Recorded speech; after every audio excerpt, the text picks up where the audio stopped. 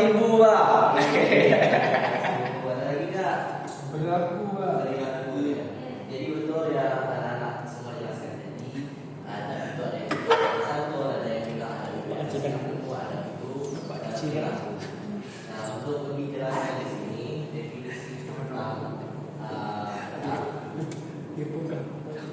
nah sini seperti yang saya lihat adab itu berasal dari bahasa Arab yang artinya mengerti dan tak ramah sopan santun. Nah arti adab secara keseluruhan yaitu segala bentuk perilaku atau tata hidup yang mencerminkan nilai sopan santun, kehalusan, kebaikan, budi atau akhlak.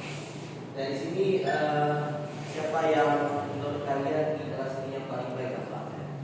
Saya Pak. Saya. Teguh. Kalau dari laki-laki menurut kalian siapa yang top one-nya? Teguh. Ya. Saya setuju nggak? Setuju. Ya. Oke. Setuju, Pak. Jalan di depan orang tua aja juko. Kalau yang cewek siapa nih? Harusnya berangkat. Oh, ini. Alhamdulillah semua anak-anak baik-baik semua anak-anaknya ya. Nah menurut kalian sini sebelum bapak jelaskan nih poin-poin terhadap adab sama teman itu penting. Menurut kalian sendiri kenapa adab itu penting selain dari poin-poin yang sudah bapak cantumkan di PPT? Kenapa tuh? Kenapa menurut kalian adab itu penting? Karena Dengan adab kita akan dihormati ya. Oke, adab kita. Ada lagi yang lain nggak?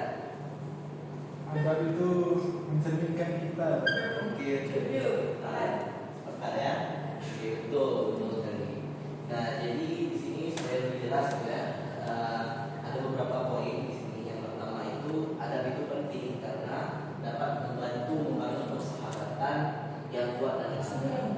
Nah, jika kita memiliki adab yang baik, jika kita memiliki perilaku yang baik terhadap teman, itu akan membuat teman itu merasa lebih nyaman, merasa lebih aman ketika berkomunikasi, yang akan membangun kepercayaan. Dengan kepercayaan ini akan menciptakan hubungan pertemanan yang lebih awet ataupun yang lebih jangka panjang.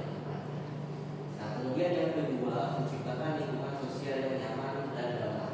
Nah, dengan adanya adab yang baik juga kita dapat menciptakan lingkungan sosial yang nyaman dan damai. Menurut kalian jika satu sekolah itu mempunyai siswa yang keseluruhannya itu memiliki adab yang buruk, apa yang terjadi kepada sekolah itu? Apakah dia akan lebih buruk atau gimana? Lebih buruk ya. Contohnya gimana? Saya suka ngejek. Sekalian satu sekolah suka ngejek. Oke, akan terjadi pembulian itu ya. Oke, selain itu ada lagi yang lain nggak tempatnya? Kalau satu sekolah itu isinya bandel semua orang yang tidak ada sopan santun. Ada lagi nggak? Betul loh.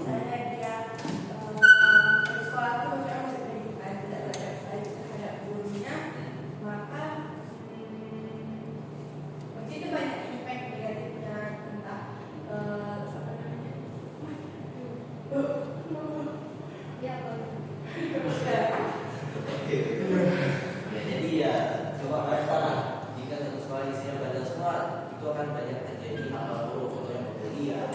Itu juga tidak hanya akan berdampak pada sesama teman, tapi juga berdampak ke guru ataupun bahkan sekolah. Karena dengan isi siswa yang isinya semua bandel itu akan mengaruh juga kualitas sekolah. Kemudian yang ketiga itu dapat menghindari konflik atau kesalahpahaman yang merusak hubungan. Nah, seringkali konflik atau kesalahpahaman itu tidak hanya terjadi gara-gara hal besar, tapi juga terjadi gara-gara hal kecil. Bisa dari gestur ataupun dari cara kita berkomunikasi. Mungkin bagi orang lain, mungkin bagi kita tidak buruk, tapi bagi orang lain bisa buruk gitu.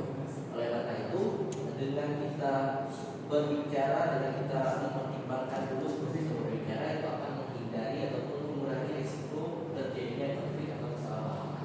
Kemudian yang keempat itu dapat meningkatkan sikap empati dan kepedulian terhadap sesama teman. Jadi dengan adab juga kita dapat meningkatkan kepedulian karena empati itu juga bagian dari adab. Jadi kita dapat meningkatkan adab kita melalui